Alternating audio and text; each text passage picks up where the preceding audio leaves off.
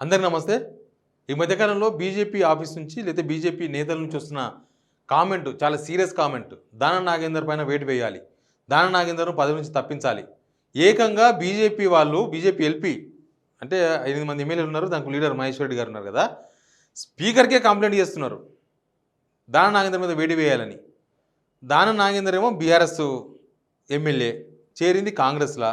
Complaint ఇస్తే BRS వాళ్ళు ఇవ్వాలి. ఆల్రెడీ వాళ్ళు కంప్లైంట్ ఇచ్చిర్రు, వాళ్ళు ఆల్రెడీ కోర్టు కూడా పోయినరు, కోర్టులో హియరింగ్ కూడా నడుస్తూనే ఉంది. కానీ బీజేపీ నుంచి వస్తుంది ఫోర్స్ ఎందుకు చెప్పండి? బీజేపీ దానం నాగేందర్ మీద వేటు వేయించడానికి 1,00,000 ప్రయత్నాలు చేస్తున్నారు. వాళ్ళు ఇక్కడ తెలియకపోతే అవసరమైతే బీజేపీ కోర్టు కూడా పోవాలని డిసైడ్ అయింది సపరేట్గా.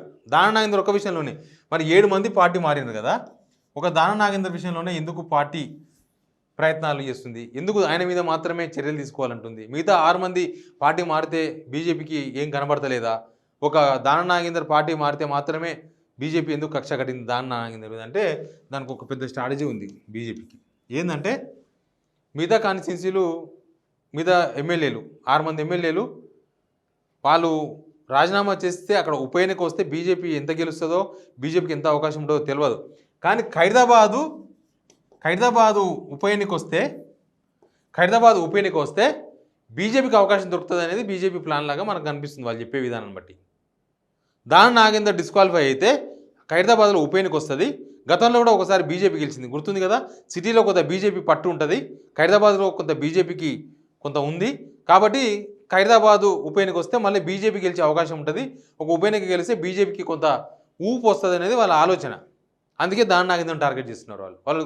ఖైరదాబాదు ఎమ్మెల్యే దానం నాగేందర్ పార్టీ మారు మీద బీజేపీ కాన్సన్ట్రేషన్ చేయడానికి ప్రధానమైన కారణం అది.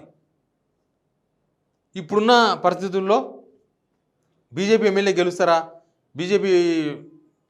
అప్పుడున్న పరిస్థితుల్లో బీజేపీ 8 మంది ఎమ్మెల్యేలు గెలిచిండ్రు, మోడీ హవాలో 8 మంది ఎంపీలు గెలిచిండ్రు. మరి ఖైరదాబాద్ ఉప ఎన్నిక గెలుస్తుందా? ఖైరదాబాద్ యాక్చువల్గా బీఆర్ఎస్ సీట్ కదా, సిట్టింగ్ సీట్ కదా, బీఆర్ఎస్కి ఏమైనా స్కోప్ ఉంటుందా? ఇట్లాంటి చర్చలు చాలా ఉన్నాయి.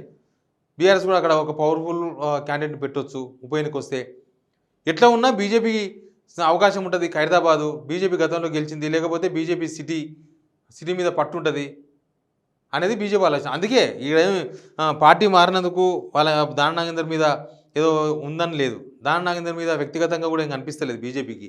ఇంతసేపటికి ఆ సీట్ ఎట్లనే వేసి వేకేట్ చేపిస్తే, ఎట్లనే వేసి ఆడ ఒక ఉప ఎన్నిక తీసుకొస్తే బీజేపీ ఆ ఉప ఎన్నికల్లో గెలుచుకోగలిగితే ఇంకా నెక్స్ట్ మన పవర్ ఏందో ఉంటుంది.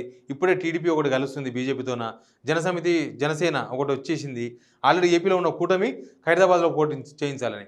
ఖైరదాబాద్లో బీజేపీ పట్టుబడుతుంది, ఎందుకంటే ఖైరదాబాద్లో కూటమి పోటీ చేయాలని ప్లాన్ చేసిండ్రు. ఫస్ట్ ఎలక్షన్ ఖైరదాబాద్లో తేల్చుకోవాలని చూస్తుంది బీజేపీ. ఖైరదాబాద్ టార్గెట్గా దానం నాగేందర్ని టార్గెట్ చేస్తున్నారు. కూటమి తమ అదృష్టాన్ని పరీక్షించుకోనికే తెలంగాణ గ్రౌండ్లో టీడీపీ ఎంటర్ అయిన తర్వాత, జనసమితి ఎంటర్ అయిన తర్వాత, జనసమితి బీజేపీ గతంలో కూడా ఉన్నది. మొన్న 23 ఎలక్షన్స్ ముందు కూడా వాళ్ళిద్దరూ పొత్తులో ఉన్నారు. అసెంబ్లీలో కొన్ని సీట్లు ఇచ్చిర్రు వాళ్ళకు. ఇప్పుడు టీడీపీతో కూడా కలిసి ఖైరదాబాద్లో పోటీ చేస్తే కూటమి మొదటి ప్రయత్నం ఎట్లా ఉంటుంది, జనాలు ఆశీర్వదిస్తారా, జనాలు స్వీకరిస్తారా, కూటమికి ఫస్ట్ ఎలక్షన్ ఎట్లా ఉంటుంది చూద్దాం అనేది బీజేపీ వాళ్ళ ప్లాన్ లాగా కనిపిస్తుంది. Please subscribe signal TV.